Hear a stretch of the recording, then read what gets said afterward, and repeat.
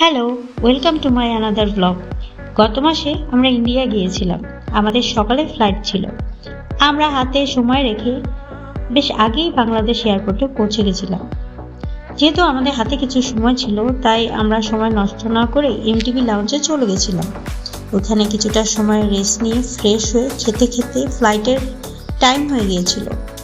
তাই দেখি যে কিছুক্ষণ পরেই আমাদের টেক অফের অ্যানাউন্সমেন্ট শুরু হয়ে গেছে। এটা শুনে চলে গেলাম ডিপার্চারে। ওইখানে করিডোর দিয়ে প্লেনে ওঠার সময় দেখলাম রানওয়েতে অনেকগুলো উড়ান্ত প্লেন আছে সারি সারি। ওইগুলোই আর কি ভিডিও করতে করতে প্লেনে উঠে গেলাম। আমাদের প্লেন জার্নিটা ছিল প্রায় 1 ঘন্টার মতো। এরপর আমরা দিল্লি এয়ারপোর্টে নামলাম। এটা কিন্তু আমার প্রথমবার ছিল দিল্লি এয়ারপোর্টে। চারপাশের ডেকোরেশনটা অনেক বেশি সুন্দর ছিল। আর চারপাশটা দেখতে দেখতে এগিয়ে চললাম আমাদের নেক্সট গন্তব্যের দিকে।